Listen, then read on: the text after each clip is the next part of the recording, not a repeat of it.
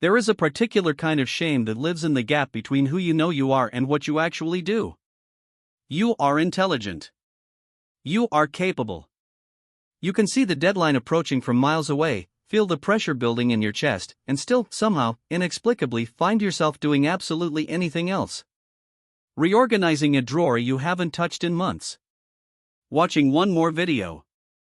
Telling yourself that you work better under pressure, that you'll start after dinner, that tomorrow you'll finally be ready. And then tomorrow arrives, and the cycle begins again. If you have ever looked at yourself in the mirror the night before something was due and asked, genuinely and painfully, "What is wrong with me?" this is for you. Because here is what most people get completely wrong about procrastination. They treat it like a time management problem. They buy planners, set timers, download productivity apps, and still end up in the same place, frozen, scrolling, avoiding. And the reason those solutions don't work is because procrastination was never really about time.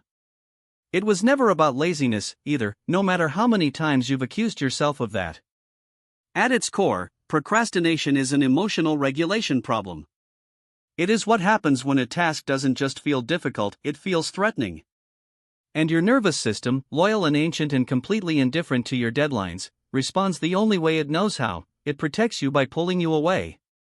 To understand why this happens, you have to go back further than your to-do list. You have to go back to what you learned early in life about performance and worth. For many chronic procrastinators, there is a deeply rooted belief operating just below the surface of conscious thought, a belief that their value is conditional. That they are only as good as what they produce.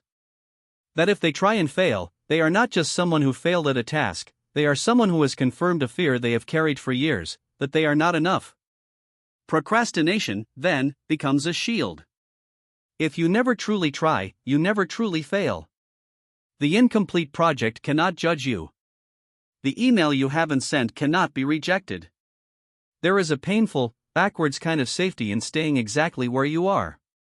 Psychologists call this self-handicapping, a behavioral strategy in which people create obstacles for themselves as a way of protecting their self-esteem.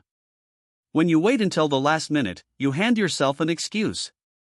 If the work isn't good, it isn't because you aren't capable, it's because you didn't have enough time. That narrative protects something fragile inside you. And the more fragile that sense of self-worth is, the more seductive the procrastination becomes. The brain is not being irrational. It is being, in its own distorted way, deeply self-protective. There is also something important happening neurologically that most conversations about procrastination skip entirely. When you sit down to begin a task that feels overwhelming, your brain's threat detection system, the amygdala, can register that discomfort as danger. Not metaphorical danger. Actual, physiological threat response. Your heart rate shifts slightly. Your focus narrows. A low-grade anxiety hums through your body. And in that moment, the decision to open Instagram or make yourself a snack is not a moral failure. It is your brain choosing the path of least neurological resistance, seeking immediate relief from a discomfort it has flagged as unsafe. Dopamine, the brain's reward chemical, spikes with every small distraction and flatlines every time you look at the thing you're avoiding. Your brain learns, over and over again, that avoidance feels better than engagement. And so the pattern deepens, loop by loop, year by year. What this looks like in daily life is painfully familiar to anyone who lives inside it. It is the assignment that sits open in a tab for 4 days while you do everything around it. It is the important conversation you rehearse in your head every night but never have. It is the business idea you have spoken about for 3 years and never started. It is the doctor's appointment you keep meaning to book, the difficult email sitting in your drafts, the dream you are perpetually 1 week away from beginning. And underneath all of it is not laziness, it is fear wearing the costume of delay. Fear of judgment, fear of failure, fear of discovering that your best effort still isn't good enough, fear of success and the expectations it would bring. Procrastination is rarely about the task in front of you. It is almost always about what the task represents. This is also why perfectionism and procrastination are so deeply, almost inseparably linked. The perfectionist does not put things off because they do not care. They put things off because they care with an intensity that has become paralyzing. The standard they hold themselves to is so impossibly high that starting feels like walking toward a wall they already know they'll hit. So they wait. They wait for the right mood, the right conditions, the right moment when everything feels aligned enough to begin. And that moment, of course, never quite arrives, because the real barrier was never external. It was the internal voice that said if this isn't perfect, it isn't safe to release. And here is where something important needs to be said with real gentleness: that voice was not born in you. It was taught. Somewhere in your history, in a classroom where mistakes were humiliating, in a home where love felt performance-based, in a relationship where you were only celebrated for achievement and never simply for existing, you learned that output equals worth. You learned to outsource your sense of self to the opinions of others. And your procrastination, as dysfunctional as it has become, was your first attempt to protect what little self-worth you had left. It deserves to be understood, not condemned.